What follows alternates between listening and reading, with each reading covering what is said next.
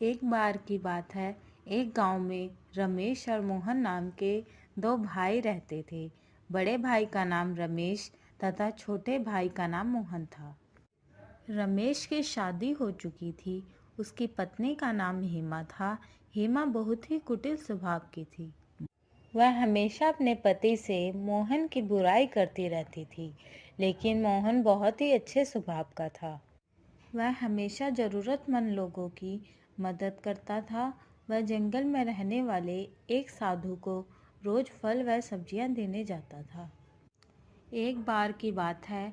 गांव में कई महीने तक बारिश न होने के कारण खेतों में सूखा पड़ जाता है, जिसके कारण खेतों में कोई फसल नहीं हो पाती है। फसल न होने के कारण उनके घर में अनाज की तंगी हो जाती है। एक दिन रमेश की पत्नी रमेश से कहती है, हमारे पास अब अधिक अनाज नहीं बचा है, जो था वो खत्म हो चुका है। इतना ही अनाज बचा हुआ है। इतने अनाज में हम तीनों का गुजारा कैसे होगा? दूसरी फसल तैयार होने में अभी कई महीने लग जाएंगे। क्यों ना हम मोहन को अलग कर दें, जिससे हमारा गुजारा आराम से हो जाएगा। फिर रमेश हेमा से कहता है, तुम सही कह रही हो। हमें मोहन को अलग कर देना चाहिए ताकि हम अपना गुजारा कर सकें। फिर वह मोहन को आवाज़ देता है। फिर उसकी पत्नी बताती है, मोहन घर पर नहीं है, वह कहीं बाहर गया है। लेकिन मोहन साधु के पास गया था। जब मोहन घर वापस लौटता है, तब घर पहुंचकर रमेश की पत्नी से कुछ खाने को मांगता है।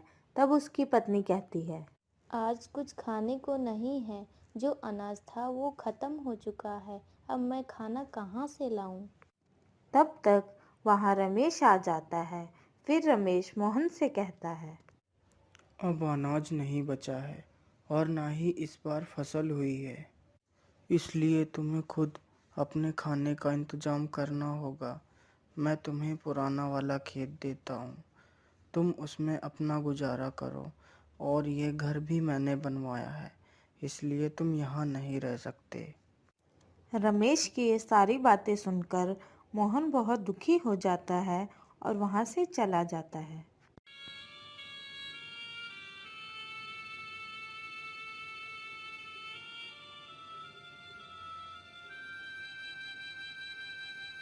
और साधु के पास पहुँचता है। फिर उसे सारी बात बताता है।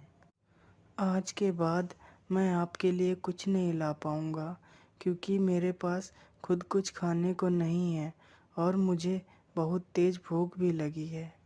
मोहन की यह बात सुनकर साधु बोलता है, बेटा, तुम चिंता मत करो, मैं तुम्हारे लिए कुछ खाने को लाता हूँ।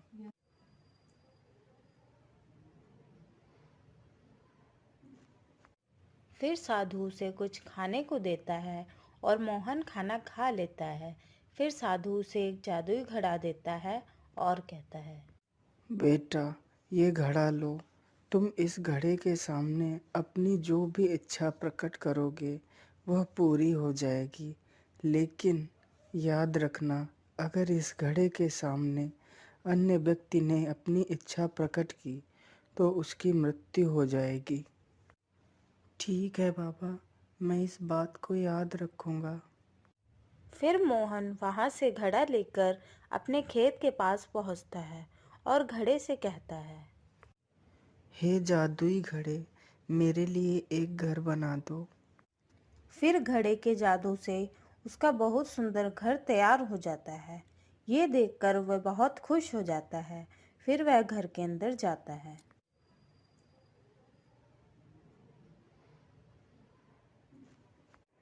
फिर रात को मोहन घड़े से कहता है, हे जादुई घड़े, मुझे बहुत तेज भूख लगी है, मुझे कुछ खाने को दे दो।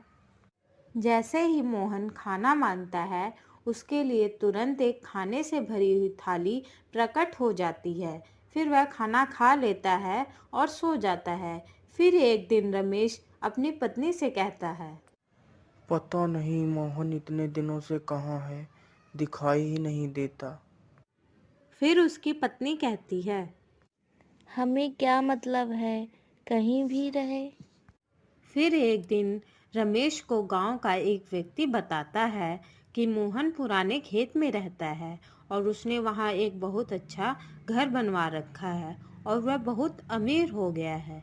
यह सुनकर रमेश चौंक जाता है और वहां से चला जाता है। घर पहुंचकर अपनी पत्नी को सारी बात बताता है।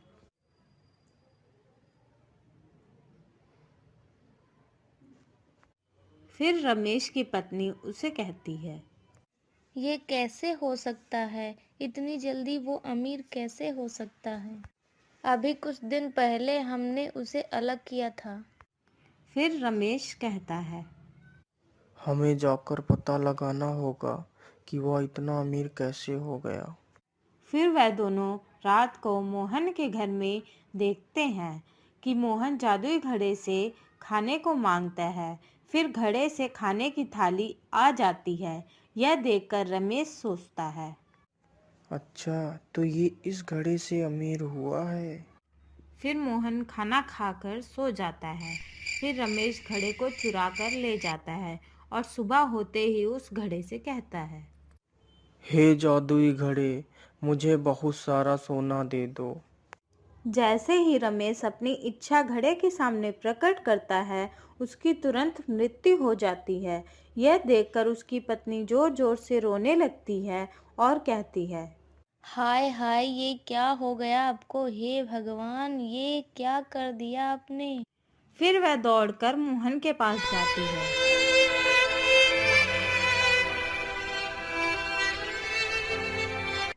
मोहन, ओ मोहन, सुनो। फिर मोहन देखता है कि रमेश की पत्नी उसे आवाज दे रही है। तब मोहन उसे पूछता है, क्या हुआ भाभी? मोहन, तुम्हारे भाई को पता नहीं क्या हो गया है।